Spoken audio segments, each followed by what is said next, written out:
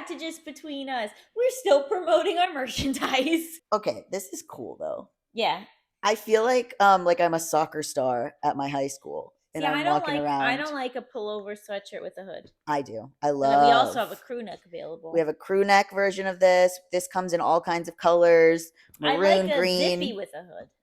Yeah, we don't have a zippy. We just have But I'm this. just sort of sharing my preferences. You gotta get them with something juicy. Top? Yeah, up top. We should have gotten them with something juicy up top. Then put in the merch stuff. Okay, should I like show nip? Okay. Great. So this week we're bringing back one of our favorite segments. Oh yeah. Gay news of the week, explain to your straight friend. So I made a list of all the gay news that I want to talk about. I don't know if we're going to get to all of it. Ooh, so but, much. Okay. A lot of it's infuriating. Oh, not juicy juice? No, some is juicy. Okay, it is infuriating, juicy. Like we're going to get actually mad or more like fun mad? Well, we like to talk about sort of the ways in which conservatives or transphobes sort of overreact. Oh, yeah. That's kind of a fun one for us. Yes. So Lance Armstrong did a podcast with Caitlyn Jenner about... Oh, that was with Caitlyn Jenner? Yes. Okay, it was about trans athletes, right? So then Lance Armstrong made a post on Twitter that was like, I'm just asking questions. Like, I think we should be able to talk about the fairness of like trans people in sports or whatever. And then someone quote tweeted it and it said, yeah, it would suck if people were on hormones, huh? Was he on hormones or steroids? It was like whatever, like it would performance enhancing. Yeah, drugs. like it would suck if you. Who is he to talk about this? Exactly. Wow, how do people like? I'm constantly before I post anything thinking about how I could be owned. Like, how could this come back to really be harmful to me that I posted this? But I guess he just didn't even think about that at all. That's like Martha Stewart being like, and gay people really need to pay their taxes. Yeah, exactly. And you're like, Martha Stewart, you didn't pay your taxes. She went to jail for insider trading. Right. Yeah. So my analogy wasn't. Oh, here's a question. What? Do you ever use the term analog to mean like a metaphor or a stand-in for? No. I mean, I know what it means, but I never use it. Why? In that way? Because you use analog in like the way where it's like, oh, it's not digital, it's analog. But the other day, John just pulled out using analog, meaning like my analog for this would be as like a. Did you look it up? Is that right? Oh, I didn't even question it. What, Allison? I just said, why do you talk like that? What if he was wrong? It was right. A person or thing seen as comparable to another. Oh yeah. Yeah. Damn. So. But that's not a casually used word normally. No, it's the second definition, in fact, in the dictionary. Okay, it's not even the first. Everyone says this, and I was like, I don't think so, buddy. Well, sometimes people have very distinctive ways of talking that I find very funny. No, I love that he uses big words. I just often need them to be defined. Sure. For me. So then he said, it really comes down to people are afraid to be fired, shamed, or canceled if they say their true opinions on trans athletes, which, yeah, people are saying it so much, in fact, that it's written about in the New York Times almost once a month. So to like kind of shut up. I don't need to hear it anymore. So it's also very interesting that Caitlyn Jenner is the person you go to for this. Of course she is. Yeah. Because she like is just like doesn't view herself as the same as other trans people. Yeah, like it's like she's part of the community when it is helpful to her, and then completely different and separate in every other time. Okay, speaking of people who are out of control, so I'm sure you saw this, is that Elon Musk on Twitter said that cis and cisgender are considered slurs on the platform. Did you see that? No. Oh, girl. Okay, wow, I can't believe you heard about Lance Armstrong, not this.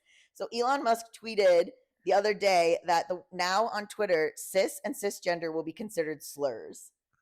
On what grounds? Isn't his whole thing that he doesn't care about slurs and everyone should be able to say whatever they want? You're right. Just like, how do these people... It's just like, it's like too much. It would be too much in a TV show, the level of hypocrisy of Elon Musk. So it was based on this user named James Esses, who's like a gender critical, aka TERF, aka transphobe. So Jesse wrote... Okay, so gender critical is a term for... Oh, that's how they hide saying transphobe. Gender critical. Okay, so James wrote, yesterday after posting a tweet saying I reject the word cis and don't wish to be called it, I received a slew of messages from trans activists calling me sissy and telling me that I am cis whether or not I like it. Sissy is extremely funny, which is also funny because like we don't want to be called certain things either, bud. And like you're fight to the death, tooth and nail to say that you can say whatever you want. So we can say whatever we want back, it turns out.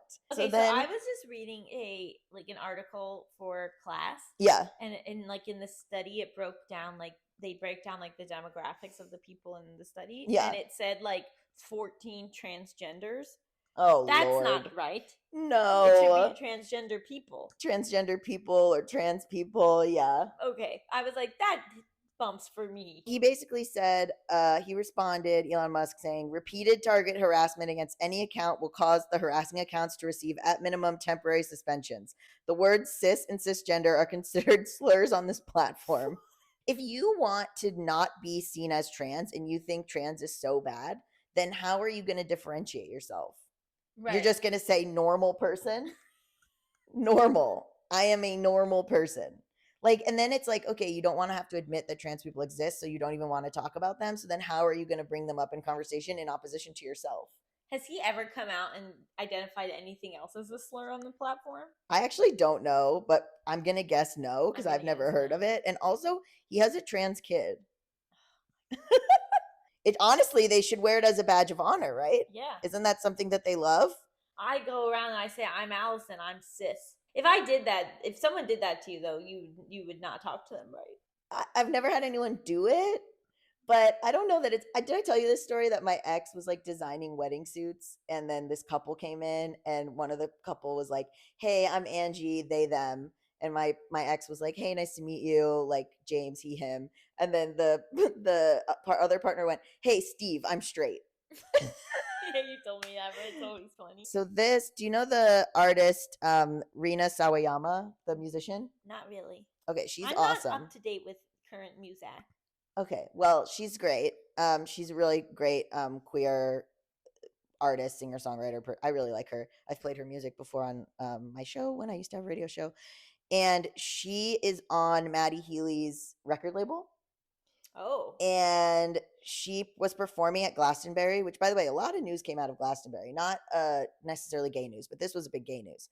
And she was introducing her song STFU, and she said, I wrote this next song because I was sick and tired of these microaggressions. So tonight, this goes out to a white man that watches ghetto gaggers and mocks Asian people on a podcast. He also owns my masters. I've had enough.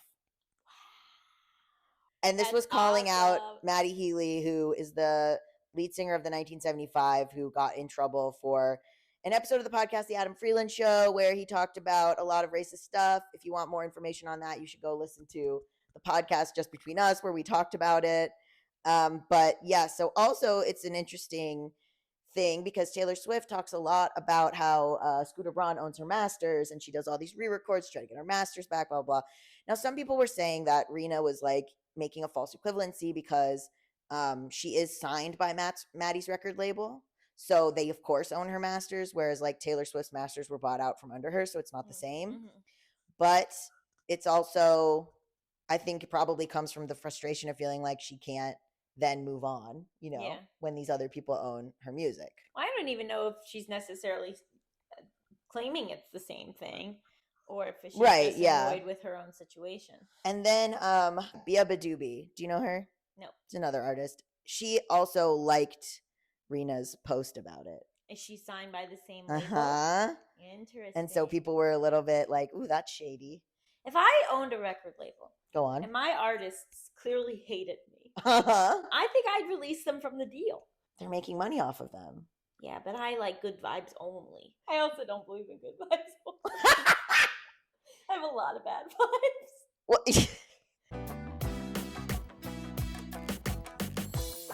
you don't have bad vibes like these. I guess we brought up a lot of problematic white men today. We did. I guess what we did today in gay news, problematic white men.